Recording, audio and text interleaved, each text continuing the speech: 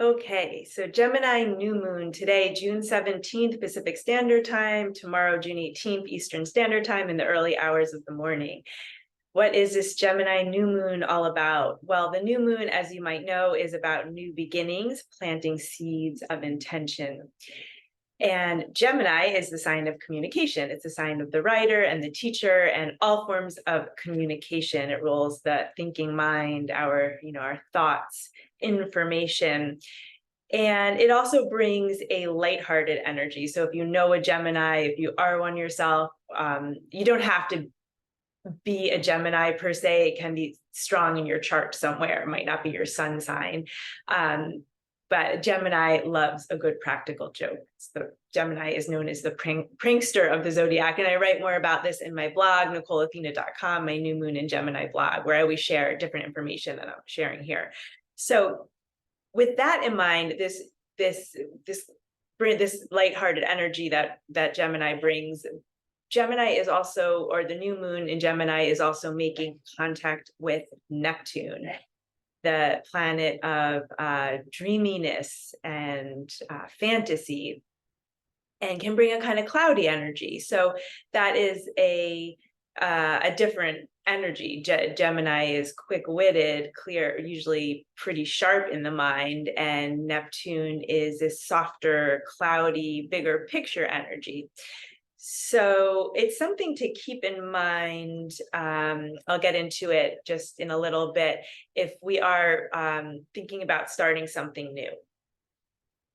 And so Gemini, again, is the sign of the writer and the teacher. It's a sign of communication. So you might be working on a writing project, for example, or something that involves communication. You may be considering enrolling in a course or a class, and these would all be well aspected under the Gemini new moon. But let's circle back to Neptune. So if you are making a decision, and it's a pretty big decision about perhaps a course you're going to take that might be, expensive or something that you're going to be putting your energy into, or you need to make a decision with Gemini, that could be part of what's happening right now. Gemini rules the twins, so two of everything. So when we make our decision, Gemini is great for gathering information. As I said, Gemini loves a list of pros and cons, so really take your time. And you'll also want to go inward. So Neptune is best used for creativity, it's inner work, spirituality. And so if we need to make a decision, it's best to connect to the heart energy of Neptune and perhaps meditate on it, whatever that means to you. It might not be sitting in meditation, but taking a walk in nature, asking for some signs. So kind of taking the thinking mind out of it, doing the gathering the facts first, doing maybe the list of pros and cons, and then connecting with your intuition, your inner wisdom for guidance. So in my blog, I talk a little bit about this, and my blog is titled, You Are Your Own Best Teacher. We have the wisdom that we need. So it wouldn't be a time to maybe go outside of yourself for answers, but to connect inside. But the reason I say this is because the new moon, as I mentioned, is making what's called a square with Neptune in Pisces. So you might be familiar with the aspects. A square is considered a hard angle. Traditionally speaking, these are more challenging aspects, and it's sometimes described as two aspects of your life being at odds. So a square can push us and help us to go in a direction that we want to go, but there might be some tension kind of to or like a knot to undo. So because Neptune with Neptune energy, we see the world through like a rainbow prism. When that Neptune energy fades, so to speak, we are faced with the gray reality, the starkness of reality. And so we don't want to get swept away with Neptune energy. We want to also balance out any idealistic or lofty kind of philosophies or dreams with reality, with the day-to-day reality. An example of that is several years ago, I started teaching at an alternative school, and their, initial training orientation was really kind of pulled on my heartstrings. Their philosophies about education were aligned with my beliefs. However, teaching day to day kids who were facing, they had not only learning differences, but a lot of them had some pretty serious emotional and mental challenges, is a whole nother thing. And so you can have these lofty aspirations, but you really need the structure and the support and the resources day to day. So that's just an example, of kind of, and what can happen is disillusionment, because you on one hand have these like almost fantasy like aspirations of a utopia, and then on the other hand it's like just the day-to-day nitty-gritty is not adding up to that at all. So that's that. I give that example because if you are considering a new start and it's something that really appeals to you in that way, you want to balance. I'm not to say that's not the right path for you, but you just want to really do your research and make sure that you're looking at it in a realistic way. Maybe as you're gathering information, talk to some people who are neutral or objective about it as well. Okay, so moving forward, again, if you want to know more about the Gemini New Moon, go to my website, NicoleAthena.com. I have a new blog up there. So for these readings, I started picking from my Animal Spirit deck. I know this is backwards for you, but the Animal Spirit Guidebook, my favorite tarot card, my favorite and only tarot card book. And I actually picked the Firefly, which I picked last time for the previous for the Sagittarius full moon for my last video. And that was apropos because the sun was in Gemini. So the Firefly is a Gemini-like energy. And so I said, let me pick a second card as well, just so we have something different. And I picked the Dragonfly. So definitely Gemini energy. This is the air element. Gemini is an air sign. Right, our thoughts, movement, and then we'll do, after this reading, a short Kriya, movement and breathing. So if you don't have time to do it now, if you're not at home, maybe come back to the video, because I love it's, astrology lights me up, and it's so, if might be really interesting or intriguing for you to learn about it. And then what's truly important and valuable is really getting into the body. So whether that's breath work, meditation, yoga, that I believe is the most valuable aspect of all of this kind of, out of the box, bigger picture type of information or work that we're doing. Okay, so the Firefly, so you may remember if you watched last week, it's the air element. It's inspired and fantastic, yet fleeting. So Gemini energy can be fleeting. We get, a thought that is inspiring, but then if we don't really pin that thought down or write it down, it's gone. The Firefly contains the light of 1,000 stars. It's pure, radiant, and illuminating. This high frequency charge cannot be sustained for long. Therefore, the Firefly card indicates a moment of inspiration or awakening that quickly fades if we do not catch it. And these I'm reading for everybody. These are for the Gemini New Moon, which is a 2-week phase and part of a larger phase as well, of course. So there is Firefly energy behind every poem, song, and invention. Our job is to be ready to harness this creative spirit when it graces our path. What can you do to support this precious and elusive light? So maybe that is, sitting down and writing, a story or a poem, creating in some way.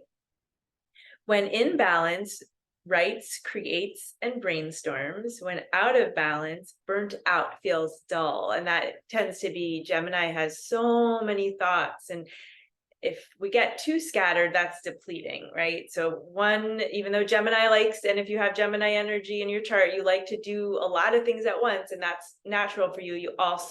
It's also good practice to one step at a time to do something and, maybe complete it before the next thing if possible. Okay, so to bring into balance, write a poem or draw.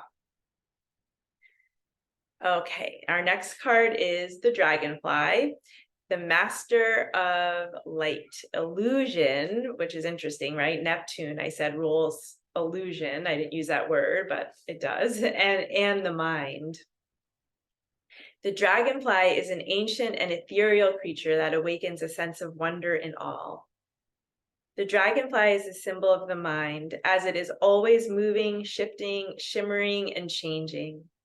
When the dragonfly card appears, it's worth considering the quality of your mind and perception.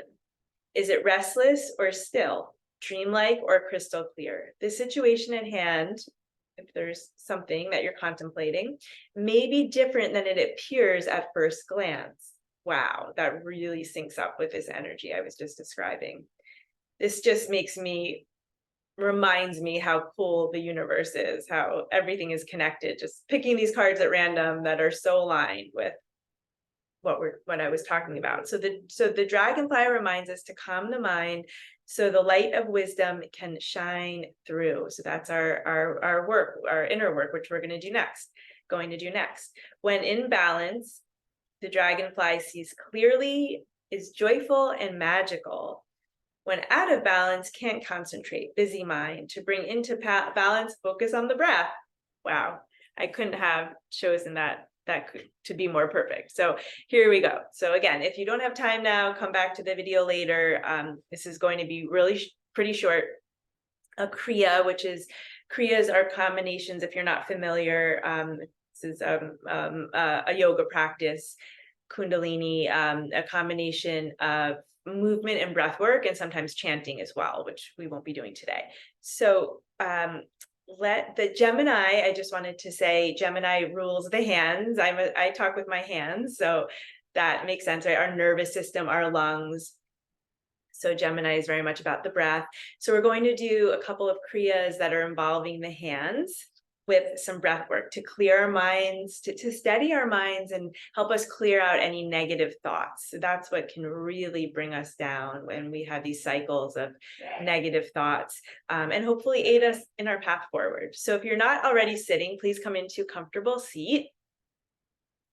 That can be, of course, on a chair. Take a moment to feel your spine align. So it's just like to feel the ground beneath me, my sit bones, the right side of my body, the left side. Draw length up my spine. We're creating the alignment in the physical body, in the inner body, creating a balanced alignment. And you can either gaze just at one spot, maybe a soft gaze, or if it's more comfortable for you, you can close your eyes. But first, let's bring hands up. So we're going to bring our arms into a cactus shape with the hands up. And we're going to, with the hands facing me, move the hands in. So they're facing out, the palms, and then the palms face in. And we'll do that with a quick breath out the mouth. So it's similar to breath of fire if you've done that, but it's out the mouth and it's like an O mouth. So it's like this. My cat is looking at me. And the elbows can come down a little bit. Let's let the shoulders relax. If that doesn't work for you for any reason today, just do a slow inhale, exhale. Okay, so let's begin either staring at one spot on the floor in front of you or eyes closed. Here we go.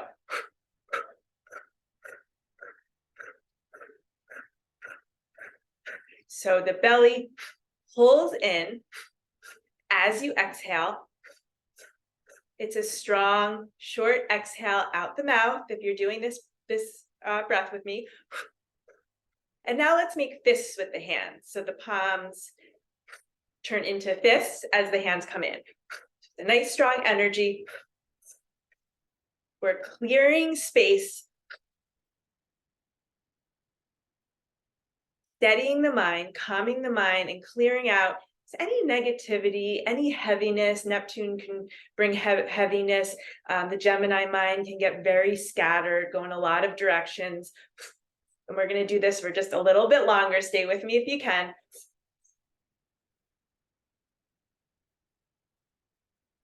Feel the energy in your core center, pulling belly strongly back as you exhale.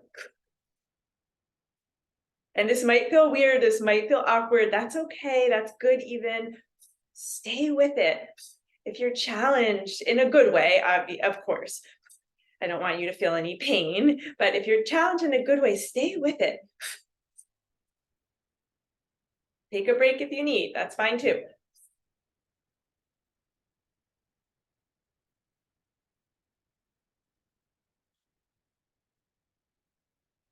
You might kind of lose the hand pattern a bit. That's fine. Okay, let's reach the arms up and hold the breath. Bring the arms back down, make fists and just squeeze everything in again. Imagine squeezing all the muscles of your body, hug the low belly, the muscles of the pelvic floor. And exhale, relax. Okay, very nice. All right, and let's do one more to close. So I'll show you first. We're going to push, imagine with the heel of the palm, we're just kind of imagining pushing out any energy that's stuck to us, thoughts, energy, feelings that are weighing us down. Same breath. Here we go. So really get into it. Give it your all. The thing about this work is that if we commit to it, we will not stay stuck. We will shift thought patterns. We're kind of disrupting the thought loops, which also are connected, of course, to our behaviors, our habits, our behaviors, and then our life's experiences, our situations. So maybe clearing some energy for our path forward. Just a little bit longer. You can do this stronger breath with me, or you can do a slow inhale, exhale, deep inhale, exhale as well. If this is for any reason too much for you, or for example, if you're on your menstrual cycle.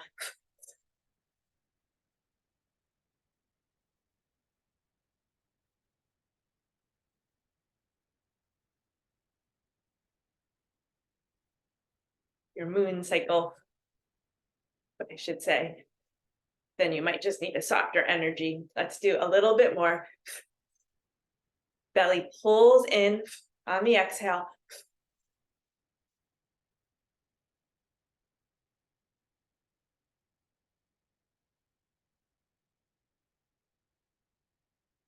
Gazing down at one spot. I just noticed I was kind of looking in a few directions. So gazing at one spot or closing the eyes also helps us to settle the mind.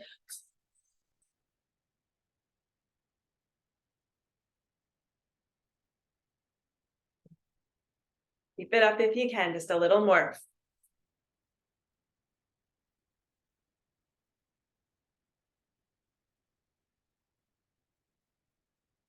Okay, hold the breath for a moment. Let's make fists and hold the breath. Pull the belly in and up, the muscles of the pelvic floor, the buttocks, everything. Just hold it and squeeze. And exhale, release. Breathe in. Breathe out. Let's take a moment to close together. Bring your hands together at your heart if it's meaningful to you. Take a moment to let the energy settle, consolidate, settle, to feel what you feel. A pause. The pauses are so important. That's when we integrate. Thank you so much for joining me. Again, if you haven't, check out my blog, NicoleAthena.com, for the